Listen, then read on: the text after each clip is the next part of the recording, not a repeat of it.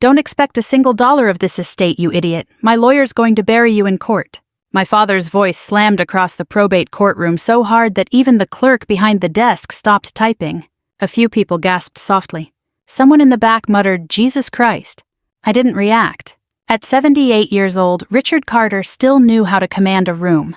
Thick silver hair, expensive gray suit, gold watch visible beneath his cuff. Even sitting down, he carried himself like a man who believed the world belonged to him. And for most of his life it had. 3 construction companies across coastal Georgia, commercial properties, rental homes, a marina outside Savannah.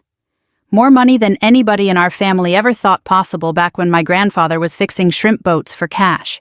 But money had changed my father. Or maybe it had simply revealed who he already was. The courtroom smelled faintly of old paper coffee and furniture polish. Ceiling fans turned lazily overhead.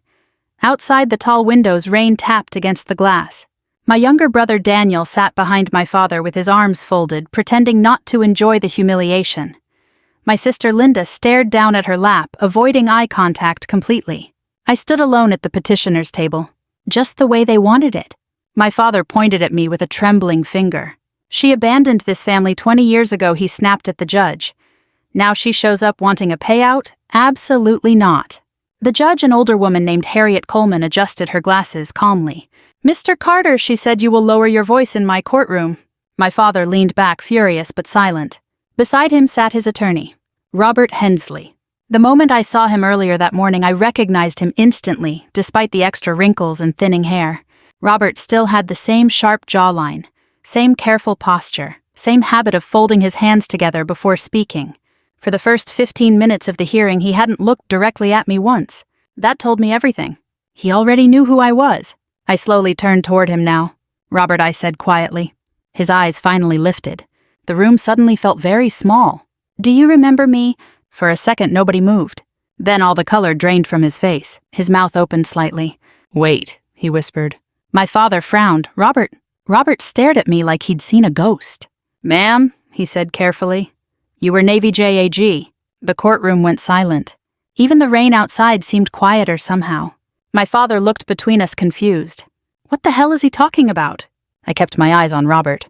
The last time we'd seen each other was nearly 16 years earlier at a military legal conference in Norfolk, Virginia. Back then, I was Commander Evelyn Carter, U.S. Navy Judge Advocate General's Corps. Robert had been a civilian consultant assisting an internal fraud investigation involving military contractors.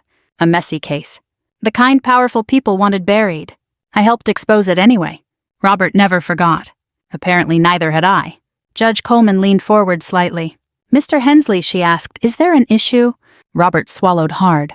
"No, Your Honor," he said automatically. But his voice lacked confidence now. My father leaned closer to him. "You said this would be simple," he hissed under his breath. Robert didn't answer. That worried my father more than shouting ever could. I finally sat down, slowly smoothing the sleeve of my navy blue blazer. At 52, I had learned something important about conflict. The calmest person in the room usually holds the real power. My father had spent his entire life mistaking volume for strength. Judge Coleman reviewed several papers in front of her. This hearing concerns the Carter estate restructuring and the petition filed by Ms. Evelyn Carter, requesting review of recent asset transfers, she said evenly. Daniel scoffed loudly behind my father. "Asset transfers," he muttered. "Here we go." I ignored him.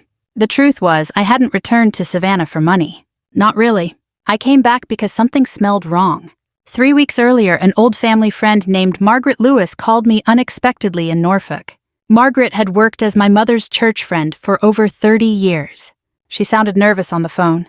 "Your father's changing everything," she'd whispered. "Properties and accounts, signatures. Honey, I think somebody's taking advantage of him." At first, I almost ignored it. After 2 decades of distance, I'd built a peaceful life away from my family's chaos. I taught legal ethics seminars now. Quiet work, quiet home, quiet mornings drinking coffee near Chesapeake Bay. Then Margaret said something that changed everything. "Your mother would have wanted you to look into this." That sentence stayed with me all night. My mother had been gone 11 years. Breast cancer. Fast and cruel. She was the only reason I ever came home after joining the Navy. And if I was being honest with myself, losing her was the moment I truly lost the rest of my family, too. Judge Coleman looked toward Robert again. "Counselor, are you prepared to proceed?" Robert blinked like he'd forgotten where he was. Yes, Your Honor. But he still couldn't look at me comfortably. My father noticed. I could see it in his face now. The confidence was slipping. Slowly. Quietly. Like sand beneath a collapsing foundation. Daniel suddenly leaned forward. "This is ridiculous," he said. "She disappears for 20 years and now suddenly she cares about Dad." I turned toward him calmly.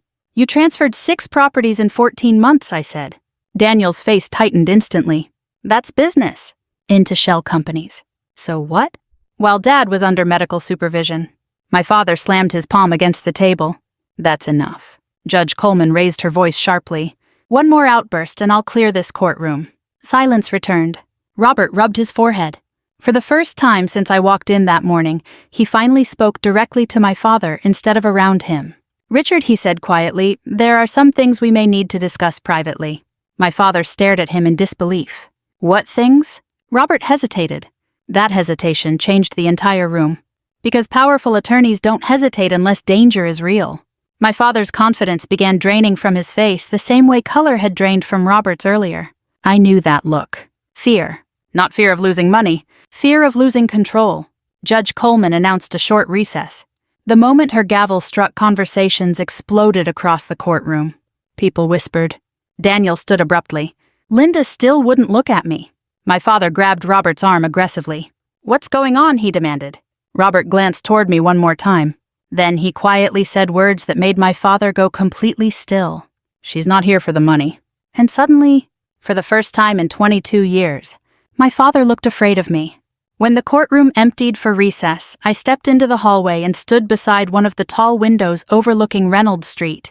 Rainwater slid slowly down the glass. Savannah always smelled the same after a storm.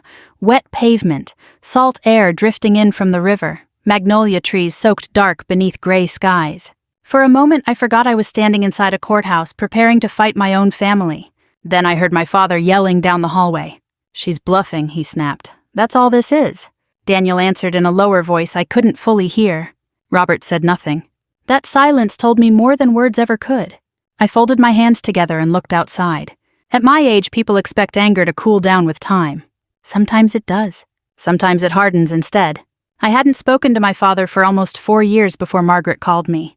But the truth was, our real separation started much earlier. Long before lawyers, long before courtrooms. Back when I was 18 years old and foolish enough to believe my father might someday be proud of me. In 1992, our family lived in a large white house outside Savannah near the Wilmington River. Back then, my father was still building his business. He worked constantly. Construction contracts during the day, financial meetings at night, every conversation at the dinner table eventually turned into money growth expansion or loyalty. Especially loyalty. My father valued loyalty above almost everything else. "You take care of family," he used to say. "Family takes care of you." What he really meant was, "Do what I say." My brother Daniel loved that arrangement. He worshipped my father from childhood, followed him to job sites every weekend, learned equipment names before he learned algebra. Linda stayed quiet and agreeable. But I was different.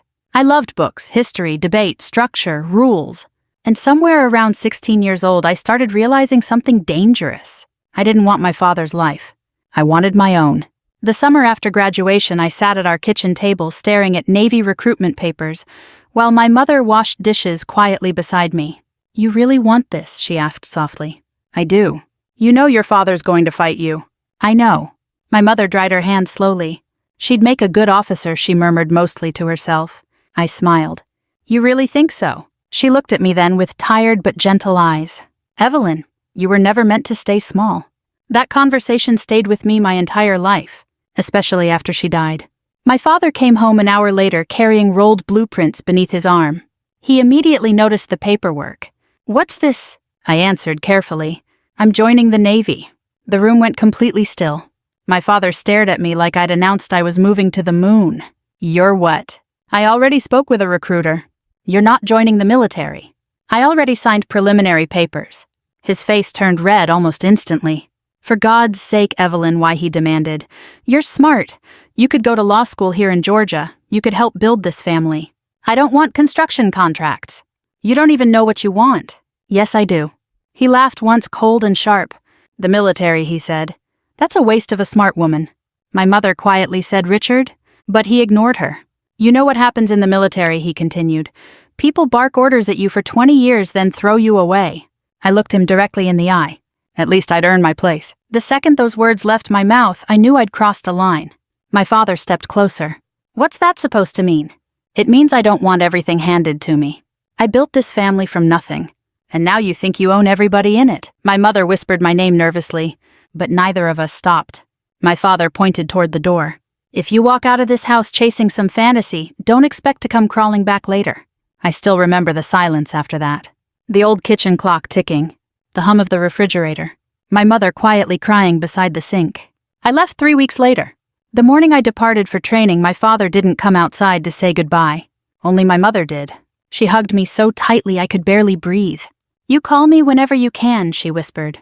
"I will." "And Evelyn?" "Yeah. Don't let hard people make you hard too." I nodded back then like I understood. Truthfully, I didn't. Not yet. The Navy changed me. Not in the dramatic Hollywood way people imagine. No heroic music, no perfect victories. Mostly it changed me slowly. Early mornings, long deployments, endless discipline, responsibility. I learned how to stay calm under pressure, how to speak carefully, how to read people before they spoke. Eventually, I attended law school through the military program and entered JAG. That was where I finally found purpose. Military law isn't glamorous work. Half the time you're dealing with exhausted young service members making terrible decisions far from home. The other half you're dealing with powerful people trying to protect themselves. I became good at seeing through lies. Maybe because I grew up around them. Over the years, I handled fraud investigations, misconduct hearings, and contract abuse cases involving military suppliers. That reputation spread. By my 40s, younger officers sought my advice regularly. Meanwhile, back home, my father told people I'd abandoned the family. Margaret once admitted church members whispered about me constantly. "Richard acts like you betrayed him personally," she'd told me years earlier. Maybe I had. Or maybe I simply refused to belong to him. I came home only once for longer than a weekend. My mother's funeral. I still remember standing beside her casket while rain hammered the church roof. My father never cried publicly. Not once. But after the service, when everybody else left, I found him alone in the fellowship hall, staring at one of her photographs. For a moment he looked very old, very tired. I almost walked over. Almost. Then he spoke without turning around. "You leaving broke her heart." The words hit harder than any scream ever could. I left the next morning before sunrise. And after that, years passed, quietly, until Margaret's phone call dragged me back to Savannah once again. Back to courtrooms, back to old wounds, back to my father. A soft voice interrupted my thoughts. "Commander Carter." I turned from the courthouse window. Robert Hensley stood several feet away holding a paper cup of coffee. He looked uneasy, older than before. "May I speak with you privately?" he asked. I studied him carefully, then nodded once, because something in his face told me the real fight hadn't even started yet. Robert led me into a small conference room at the end of the courthouse hallway. The room smelled faintly of dust and burnt coffee. One long wooden table sat beneath harsh fluorescent lights, and a faded American flag leaned awkwardly in the corner beside a filing cabinet. For a few seconds neither of us spoke. Robert closed the door carefully behind him. Then he let out a slow breath. "Well," he muttered, "this is one hell of a reunion." I stayed standing. "You look nervous." "That's because I am." He gave a tired little laugh and loosened his tie slightly. 16 years earlier, Robert Hensley had been one of the sharpest civilian attorneys I'd ever encountered. Confident, controlled, impossible to rattle. Now he looked like a man carrying something heavy. "You recognized me immediately this morning," I said. He nodded once. "The second you walked into the courtroom. And yet you still took my father's case." Robert rubbed his jaw. "I didn't know you were involved when I accepted it." I crossed my arms. "But now?" He hesitated. "That depends. On what? Whether my instincts are right." Outside the room I could hear faint courthouse noises. Phones ringing, shoes against tile floors, somebody coughing somewhere down the hall. Real life continuing while families quietly tore themselves apart behind closed doors. Robert finally pulled out a chair and sat down heavily. "You remember Norfolk?" he asked. "I remember the contractor fraud case." His expression darkened immediately. "That investigation destroyed careers." "No," I corrected calmly. "Corruption destroyed careers." He gave me a long look. "You always talked like that." "That's because I was usually right." A faint smile touched his face despite himself. There it was. Recognition. Respect. Maybe even fear. Not fear of me physically. Fear of what I represented. Truth. Robert leaned forward slightly. When I saw your father's estate records last month, he said quietly, something bothered me. I said nothing. He continued. Large property transfers, sudden LLC formations, medical authorization changes, power of attorney revisions. My stomach tightened slightly. Exactly what Margaret warned me about. How bad, I asked. Robert lowered his voice further. Bad enough that I started making copies. Now that surprised me. Why? Because your brother Daniel pushes too hard. He paused. Men who are honest usually don't panic every time paperwork gets reviewed. I looked toward the door briefly before answering. Daniel always wanted Dad's approval. Robert nodded. I noticed. There was another silence. Long. Measured. Finally, Robert said something unexpected. You know, after Norfolk, people talked about you for years. I raised an eyebrow slightly. I'm sure not kindly. Actually, he shook his head slowly. Most people respected you. That caught me off guard more than I wanted to admit. In military law, respect rarely comes directly. Usually it arrives disguised as caution. Robert looked down at his coffee cup. You walked into rooms full of powerful men and never once acted intimidated. I was intimidated constantly. Could have fooled me. I almost smiled. Almost. He reached into his leather briefcase and slid a thin folder across the table toward me. I probably shouldn't do this, he said quietly. I opened it carefully. Photocopies. Property deeds. Transfer records. Bank authorizations, and one signature page that immediately made my chest tighten. My father's signature looked shaky, unnaturally shaky. I looked up slowly. When was this signed? 6 months ago. He was hospitalized 6 months ago. Robert nodded grimly. Exactly. I turned another page. One of the waterfront rental properties had been transferred into an LLC connected to Daniel. Another commercial property showed partial ownership reassigned to a woman named Teresa Molina. I frowned. Who's Teresa Molina? Your father's in-home caregiver. That landed hard. I stared at him. You're telling me my father transferred property ownership to his caregiver. 40% stake in one holding company. That makes no sense. It gets worse. Robert slid another paper toward me. Medical scheduling records. Neurology appointments. Medication adjustments. Cognitive evaluations. I felt my heartbeat slow the way it always did before difficult legal confrontations. Cold. Focused. How bad is his condition? I asked quietly. Robert hesitated carefully this time. Some days he's perfectly sharp, he admitted. Other days? He stopped. Other days? He forgets conversations. I looked down at the documents again. My father had always terrified people with his memory. Numbers, dates, contracts, debts from 30 years earlier. The idea of him forgetting things felt almost impossible. And suddenly, beneath all my anger, I felt something else. Sadness. Robert studied me carefully. You still care about him, I answered honestly. I don't know. He nodded like that made perfect sense. At our age, emotions become less simple than younger people imagine. Love and resentment can live inside the same heart for decades. Robert leaned back in his chair. There's more. He reached into his briefcase again and removed a sealed envelope. Yellowed with age. My breath caught instantly. I recognized the handwriting before he even handed it to me. My mother's. How did you get this? Margaret Lewis. Of course, Robert explained quietly. She gave it to me last week after she learned I represented your father. My fingers trembled slightly as I took the envelope. On the front, written in faded blue ink, were 6 words. For Evelyn if things go wrong. Suddenly, the room felt too small. Too warm. My mother had died 11 years earlier. And somehow, she had seen this coming. Robert stood slowly. I haven't read it, he said respectfully. I nodded without speaking. After a moment, he moved toward the door. Then he stopped beside it. There's something else you should know, he said. I looked up. I withdrew from representing your father 10 minutes ago. That surprised me again. Why? Robert opened the door halfway before answering. Because I've spent 30 years practicing law, he said quietly. And whenever decent people start hiding paperwork, he looked directly at me. Ugly truths usually follow. Then he left. I sat alone in the conference room holding my mother's letter while rain continued tapping softly against the courthouse windows. For several minutes I simply stared at the envelope. Part of me didn't want to open it. Because once you uncover the truth inside a family, you can never put it back again. Finally, slowly, I slid my finger beneath the seal.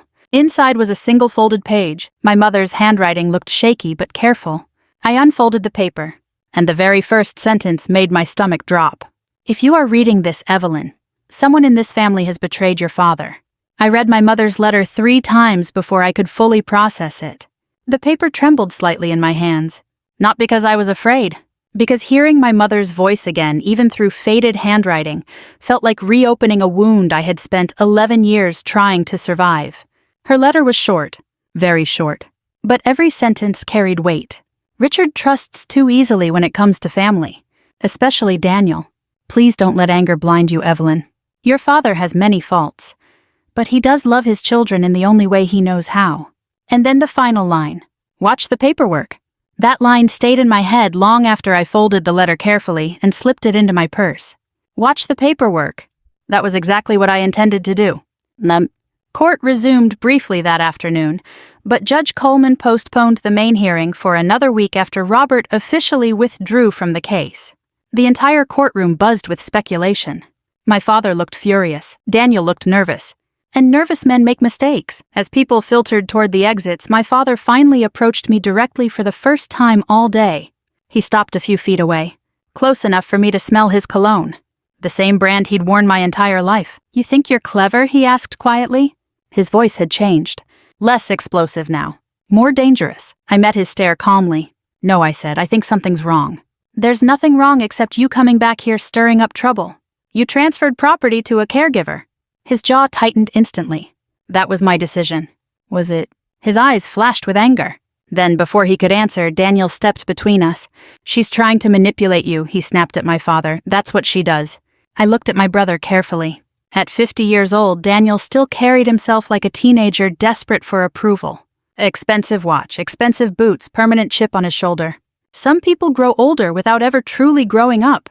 Daniel pointed toward me aggressively. "You disappear for 20 years, and suddenly you care about Dad's finances. I care whether he understands what he's signing.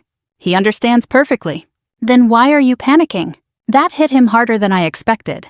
His face reddened immediately. "I'm not panicking." "Really? Stop talking to me like I'm stupid. Then stop behaving like a guilty man." My father slammed his cane against the courthouse floor. "That's enough." Several people turned to stare. My father lowered his voice again. "You're embarrassing this family." I almost laughed at that. After everything that had happened, he still thought appearances mattered most. I looked directly at him. "No," I said quietly. "Somebody already did that." Then I walked away. That evening, Linda invited me to dinner at my father's house. The invitation surprised me. My sister and I had barely spoken in years. Still, I accepted. Partly because I needed answers. Partly because I wanted to see the house again before everything exploded completely. The Carter house looked smaller than I remembered. Age does that to childhood places. The white paint near the porch had started peeling. Several shutters hung crooked. The giant oak tree beside the driveway still stood tall, though now its branches sagged heavily with Spanish moss. I parked beside Daniel's truck. Of course he was already there. Inside, the house smelled like roast chicken coffee and old wood polish.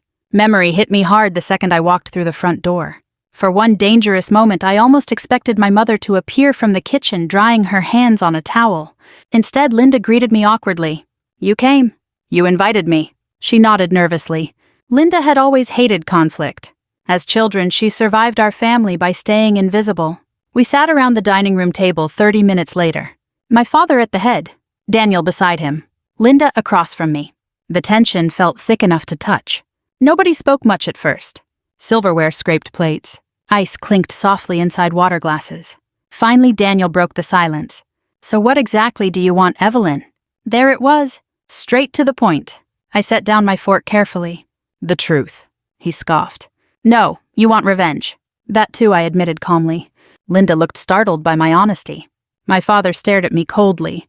"You always thought you were better than this family." I shook my head slowly. "No," I said.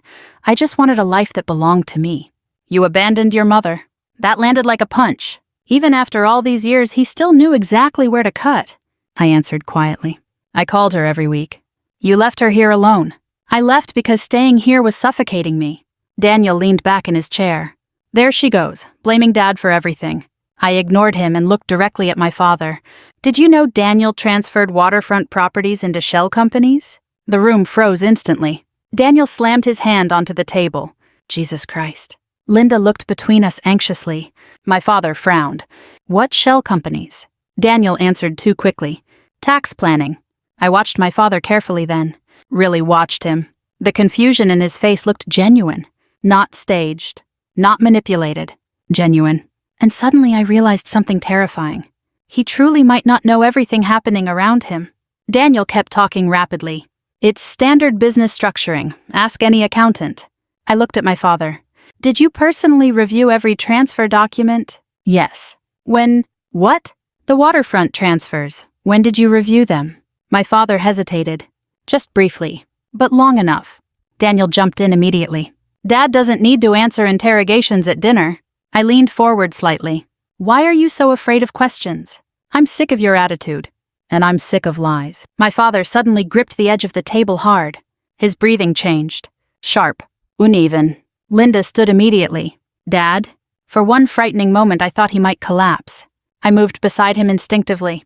Old training. Old reflexes. Slow breaths, I said calmly.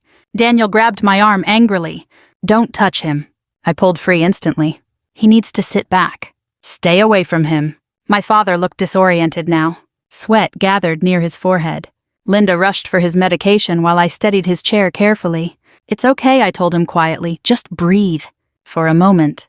Just one moment. He looked at me not like an enemy, but like a tired old man. After several minutes, his breathing settled again. Nobody spoke. The room had changed. Completely. Then something happened none of us expected.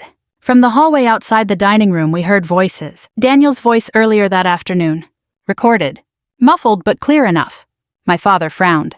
What is that? Linda looked confused. But I recognized the sound immediately. A phone recording. And then Daniel's recorded voice said words that turned the entire room cold. He barely remembers half the paperwork anyway. Silence. Absolute silence. Daniel went white. Slowly. My father turned toward him. And for the first time all evening, my brother looked afraid. The recording changed everything. Not loudly. Not dramatically. That's the strange thing about families falling apart. The worst moments often happen in complete silence. My father sat motionless at the dining room table, staring at Daniel like he didn't recognize him anymore. Linda looked close to tears. Daniel, meanwhile, shifted instantly into survival mode.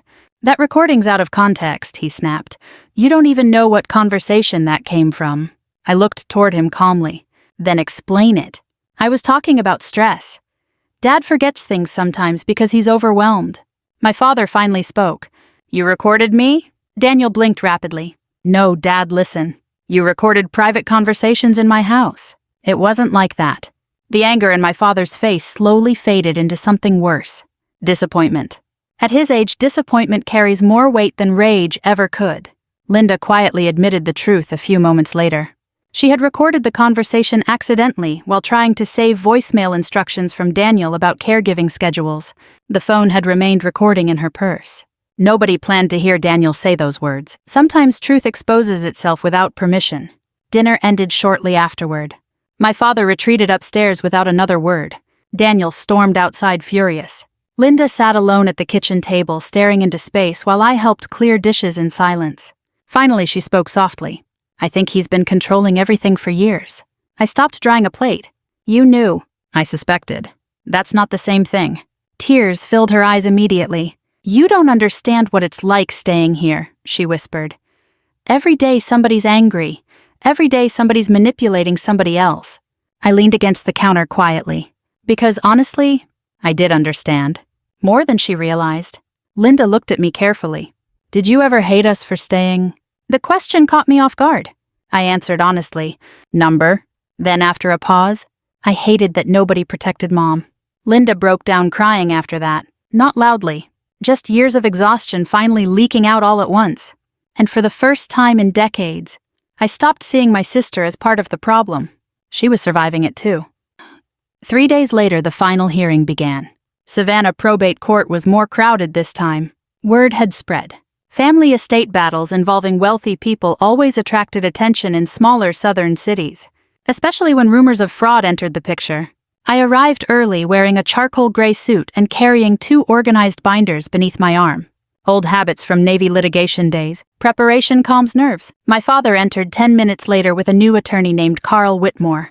Whitmore looked aggressive in the way insecure lawyers often do. Loud voice, sharp movements, expensive cufflinks designed to impress people. He barely glanced at me before smirking confidently. That told me he underestimated me. A mistake many men made over the years. Daniel walked in behind them looking exhausted. He hadn't slept much. You could see it in his eyes. Good. Pressure reveals character. Judge Coleman entered promptly at 9 o'clock. Everybody stood. The room settled quickly. Whitmore opened aggressively. Your Honor, this entire petition is built on emotional grievances rather than legal evidence. I sat quietly listening. He continued for nearly 20 minutes painting me as an estranged daughter returning home for financial gain after decades away. Classic strategy. Attack motives before facts emerge. Several times he referred to my military career dismissively. As admirable as service may be, he said once it has no relevance to estate administration. I almost smiled at that, because he had no idea how much my career prepared me for exactly this situation.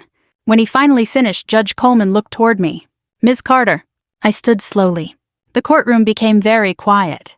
At first I began calmly. I believed this hearing concerned inheritance fairness. I opened the first binder carefully. Now I believe it concerns exploitation. Daniel shifted immediately beside my father. I continued. Over the last 14 months, 6 properties belonging to Richard Carter were transferred into holding companies connected directly or indirectly to Daniel Carter. Whitmore interrupted instantly. Standard asset management. I slid documents toward the clerk. Alongside these transfers came revised medical authorizations signed during periods of documented cognitive evaluation. That got Judge Coleman's attention. Whitmore objected again. I remained calm. Your Honor, I also submit financial records showing caregiver compensation exceeding legally documented agreements by nearly $200,000. Murmurs spread through the courtroom. Daniel whispered something angrily to Whitmore. Judge Coleman reviewed several pages carefully. Then she looked toward my father. Mr. Carter, were you aware of these transactions in detail? My father opened his mouth, paused, then slowly said, I believed I was. The room shifted instantly. Not legally, emotionally. People could feel it. A powerful old man suddenly sounding uncertain. Whitmore stepped in quickly. My client trusted his son with administrative responsibilities. That does not constitute fraud. No, I agreed quietly, but forged signatures might. Daniel shot to his feet. That's bullshit. Judge Coleman slammed her gavel. Sit down immediately. I handed another document forward. Handwriting analysis. Signature comparisons. Transfer inconsistencies. Whitmore's confidence visibly weakened as he flipped through pages faster and faster. Then came the final blow. Teresa Molina, my father's caregiver. She entered nervously and took the witness stand. At first she tried protecting Daniel. You could tell. Short answers, avoiding eye contact. Then I asked one simple question. Ms. Molina, who instructed you to bring documents to Mr. Carter during medication hours? Silence. Whitmore objected again. Judge Coleman overruled him. Teresa looked down at her hands. Finally she whispered. Daniel did. The courtroom erupted into noise. Judge Coleman called repeatedly for order. Daniel stood again furious. She's lying. I turned toward him calmly. No, I said softly. You just never thought I'd come back. That line hit harder than shouting ever could. Daniel's face twisted with panic now.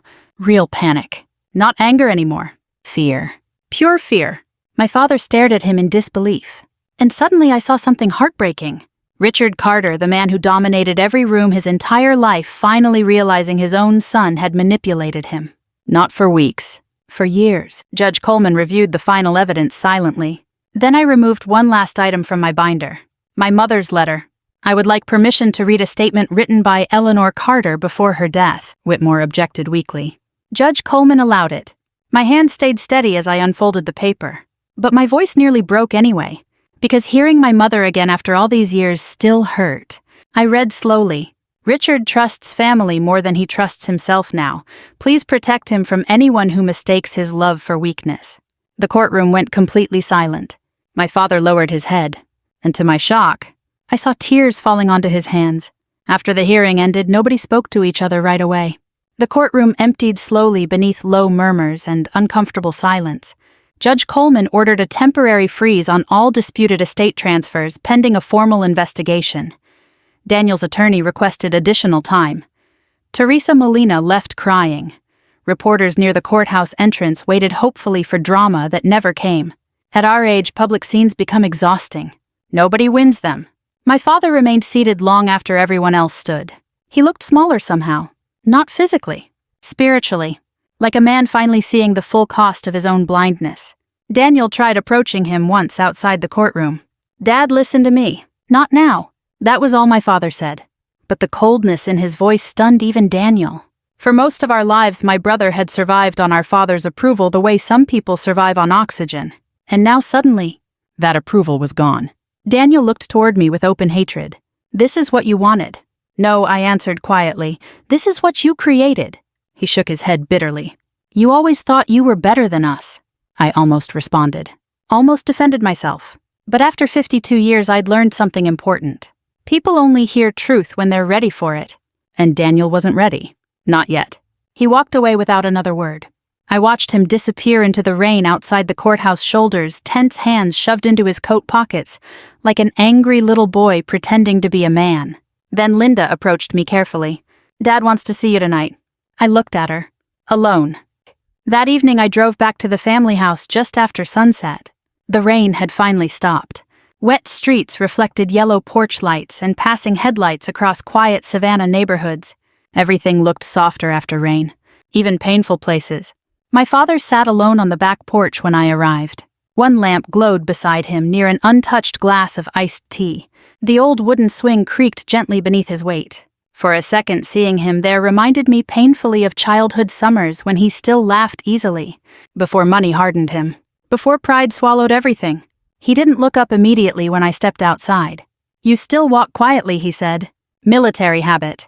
I sat across from him without speaking. Crickets hummed softly in the darkness beyond the yard. Finally he exhaled heavily. "I should have listened to your mother more." That sentence alone shocked me. My father almost never admitted mistakes. Not small ones.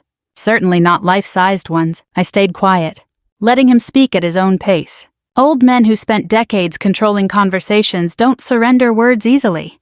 After a while he rubbed his hands together slowly. "You know what the worst part is?" he asked. "What?"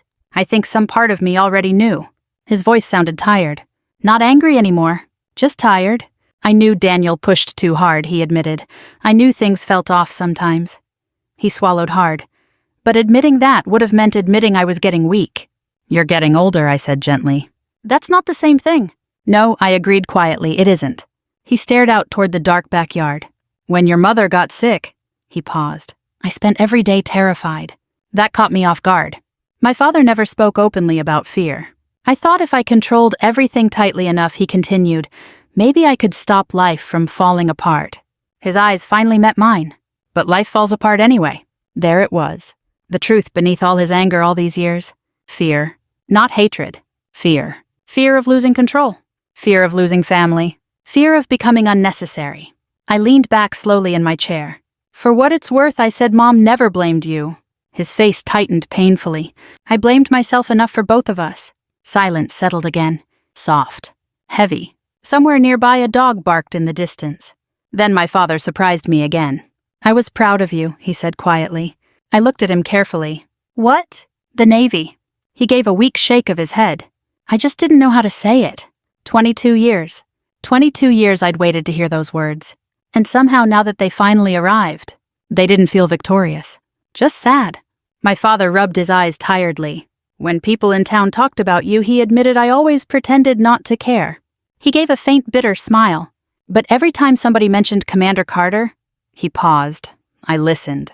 Emotion rose unexpectedly inside my chest. Not anger. Not revenge. Grief. Grief for all the years pride stole from both of us. "You hurt Mom," I said quietly. His eyes lowered immediately. "I know. You hurt me too." "I know that too." For a long moment neither of us spoke again. Then he asked softly, "Why'd you really come back, Evelyn?" The honest answer surprised even me. "Because somebody had to protect you." His face crumpled slightly after that. Not dramatically. Just enough. Age strips performance away from people eventually. What remains is usually the truth. "I spent my whole life respecting strength," he murmured. "But I never respected yours properly." Tears burned behind my eyes, but I held them back. Military training never fully leaves you. My father glanced toward the dark house behind us. Tomorrow I'm changing the estate again. You don't need to explain that to me. Yes, I do. He looked directly at me. I built this family around money because I thought money kept people together. His voice weakened. Turns out it just gave us more ways to hurt each other. That sentence stayed with me, because it was true. I had seen wealthy families destroy themselves over inheritance, and poor families survive beautifully with almost nothing. Money never creates character. It only exposes it. My father straightened slowly. The house on Tybee Island, he said. Your mother wanted you to have it someday. I shook my head immediately. I don't need most of this. What do you want? I thought about it honestly. Not the money, not the victory, not even revenge anymore. Finally I answered. Mom's letters. His eyes softened. That's all. And the truth. He nodded slowly. Then after a long silence he asked the saddest question I'd ever heard him say. Do you think it's too late for this family? I looked at the old man sitting across from me. A man who had spent decades believing control was the same thing as love. And for the first time in my life, I saw him clearly. Not as a tyrant. Not as a villain. Just as a flawed father who ran out of time before he learned how to say the right things. I answered honestly. No, I said quietly. But it's late. My father died 8 months later. Peacefully. That still surprises me when I say it out loud. For most of my life I assumed Richard Carter would leave this world the same way he lived in it, fighting, shouting, refusing to let go of anything. Instead, he died quietly in his sleep one cold February morning while rain moved across the Georgia coast. Linda found him first. She called me at 6:30. I remember sitting beside my kitchen window in Norfolk holding the phone while dawn slowly brightened the sky outside. For a few seconds neither of us spoke. Then Linda whispered, I think he finally got tired. And somehow, that felt true. The months after the court hearing changed all of us. Not instantly. Real healing never happens instantly. Television stories like pretending families reconcile after one emotional speech. Real life is slower. Messieurs. People backslide. Old resentments return unexpectedly. Trust rebuilds inch by inch. Daniel struggled the most. Once the financial investigation fully exposed the property manipulations, he avoided most of the family for weeks. The state never filed criminal charges because my father refused to pursue them. That decision angered me at first, until my father explained why. He's still my son, he said quietly. I didn't fully agree, but I understood. That's the difficult thing about parenthood, I suppose. Love survives even when trust doesn't. Eventually, Daniel entered counseling for gambling addiction and financial dependency issues. That revelation explained more than I expected. The debt, the desperation, the constant hunger for quick money. Pain travels through families in strange disguises sometimes. Linda began visiting me more often after the funeral. At first, our conversations stayed careful and polite, like two strangers sharing a waiting room. Then slowly, we remembered how to be sisters again. One afternoon, she admitted something painful while helping me unpack old boxes from my mother's attic storage. You know, she said softly, I used to envy you. I looked up from a stack of photo albums. Me, you left. Those two words broke my heart more than she realized. Because leaving never felt brave while I was doing it. Mostly it felt lonely. I spent years eating dinner alone in military apartments, wondering whether independence was worth the cost. But hearing Linda say that made me realize something important. Sometimes staying hurts people too. 3 months after my father's funeral, I moved temporarily into my mother's old Tybee Island house. Small place, nothing fancy. White siding, blue shutters, wraparound porch facing the marsh grass. The floorboards creaked. The plumbing complained constantly. And I loved it immediately. My mother planted hydrangeas along the front walk years earlier. Somehow they still bloomed every spring despite neglect. I spent weeks restoring the house slowly, painting walls, cleaning closets, sorting through decades of memories nobody touched after her death. There's something strangely sacred about handling objects that belonged to someone you loved deeply. Every handwritten grocery list, every recipe card, every old church bulletin folded inside drawers. Tiny proof a person existed. One rainy afternoon I found the final letter. It had slipped behind a dresser drawer in my mother's bedroom. The envelope simply said, for my girls. I sat on the bedroom floor for nearly 10 minutes before opening it. Outside rain tapped softly against the windows, just like the day of the courtroom hearing. Funny how life circles back sometimes. My mother's handwriting looked weaker than before. This letter had clearly been written near the end of her illness. I read slowly. Families don't collapse because of money. They collapse because people stop listening to one another. Your father spent his whole life trying to protect everybody. He just forgot that love cannot survive without gentleness. Please forgive each other where you can. Life becomes very short very quickly. By the time I reached the end, tears blurred the words completely. I cried harder than I had at her funeral. Not because of grief alone, because for the first time in decades, everything finally felt honest. No courtroom, no screaming, no pretending. Just truth, simple and painful. That evening, I carried one of the old porch chairs outside and sat watching sunset spread across the marsh. The sky turned orange and gold over the water. Somewhere nearby, children laughed while riding bicycles down the street. Ordinary life. Quiet life. The kind I used to think I wanted away from my family. Now I understood something differently. Peace doesn't come from escaping your past completely. It comes from finally facing it honestly. I thought about my father often after his death. Not the angry version from the courtroom. Not the towering businessman everybody feared. But the tired old man sitting on the porch, admitting he spent his life misunderstanding strength. And strangely enough, I forgave him. Not because he deserved perfection, but because none of us ever truly become the parents, children, or people we imagined we would be. We just try. And sometimes if we're lucky, we get one final chance to say what should have been said years earlier.